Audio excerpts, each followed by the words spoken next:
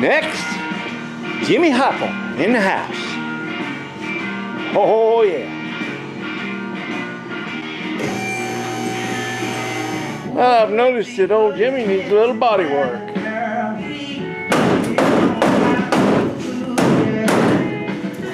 Oh, we're missing the tailpipe. Missing everything from the muffler back. And that's not even baling wire. That's coat hanger. Gotta love it. You know, I think I've actually got a carrier bearing. Been over there on the shelf for about 150 years. Might put that in. Well, there's a little detent spring that goes in there. When this slides on, that may be fun to put in. This little bugger right here goes in this little hole. I'll bet you we can do her.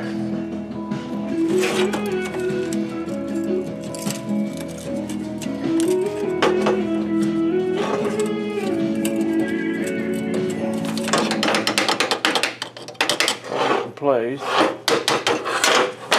Yeah, I think that'll work once I get it worked around just a little bit more. Somewhere, I believe here in my shop someplace, I believe I have some rivets. And because I think I bought some linings for the old Nash, the 1950 Nash. I think I was going to reline those brakes. And I bought the linings.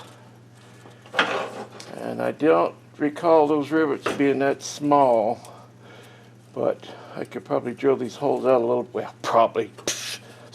Of course I could. And use a little bit bigger rivets. I don't know. I'm gonna research that a little bit because I would expect that those rivets need to be recessed a little bit. You know, down from this surface, so they're not binding on the rivets when you clamp it down. Would just be my guess. Yeah, okay. Well, it's the right width though. That is just right. Exactly right. Oh, Jimmy's gonna have a knee break. Isn't that wonderful? He's gonna be so happy. Well, I was able to get some rivets, and I got two different kinds. I got these little copper ones. It's got the little washer that goes on top, and then I got this kind that you just peen them down, just brad them down. Matter of fact, I think they used to call these brads instead of rivets.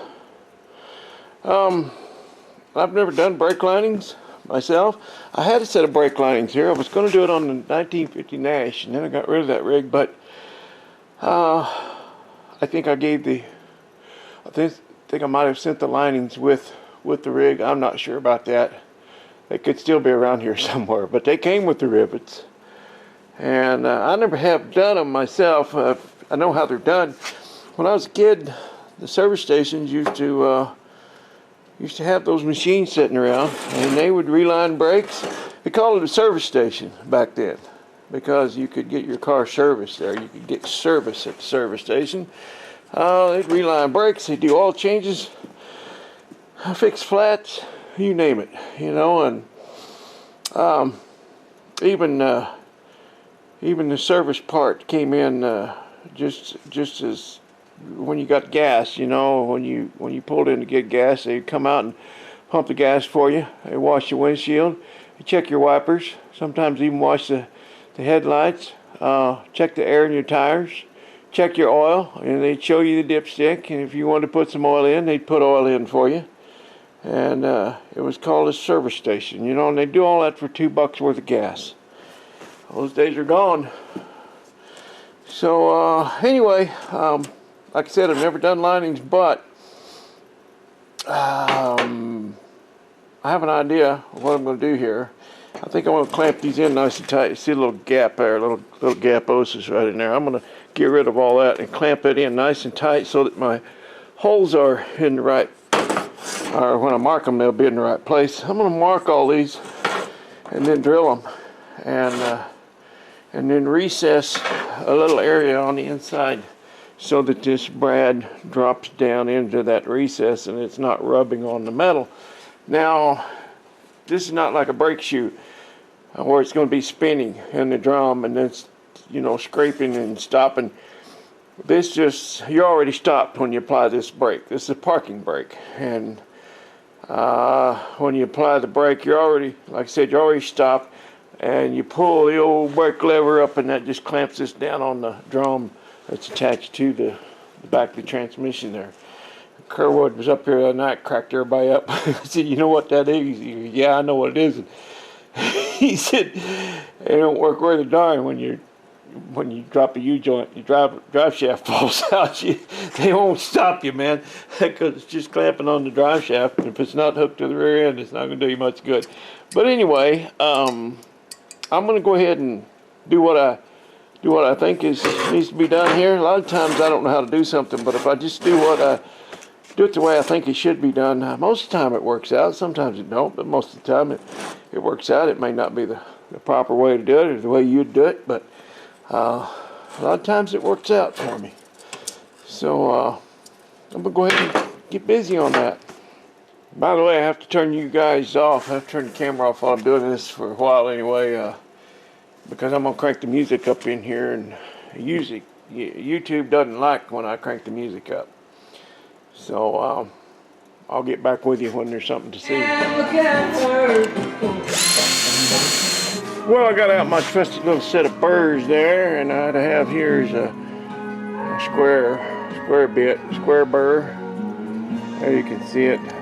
It's not pointed, not rounded, it's flat on the bottom. And that allows me to put a little recess down into that lining a little bit, which in turn allows me to drop in this little rivet, and it goes down below surface level, so it won't be rubbing on the drum when this is clamped down. I'm going to go just a tad deeper with that, and there's so many of them on there. There's 14 of them on there, so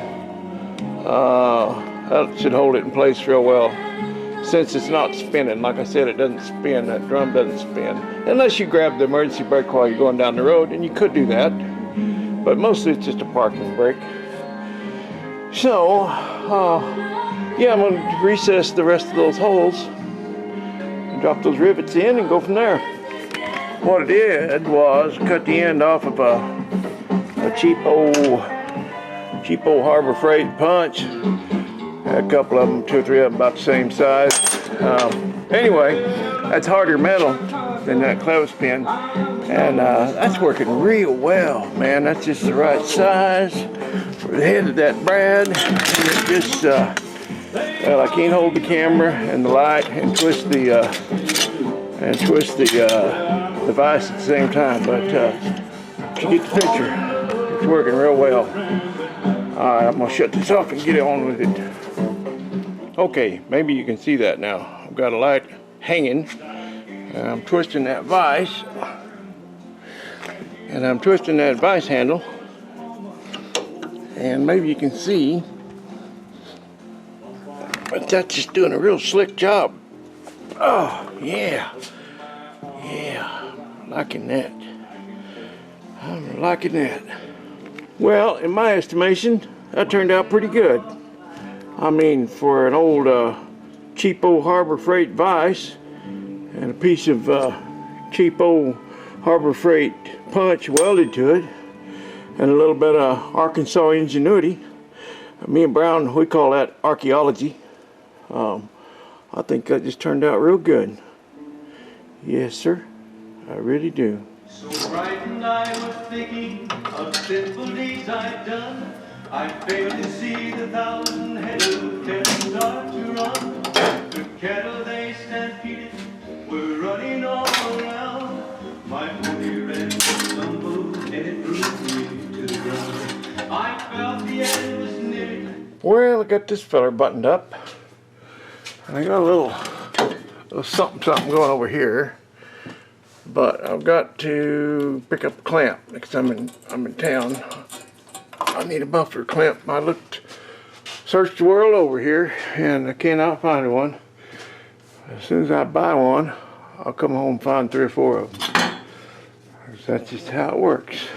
Alright, I'll get this thing down and pull on the emergency brake. See what happens. Parking brake, we'll call it.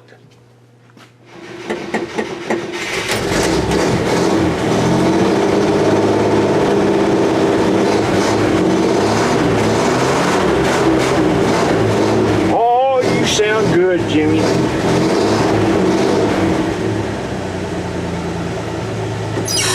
Put him on down in gear. Now I'm on the lift, but you can see wheels are turning. See him kind of rocking here on the lift a little bit.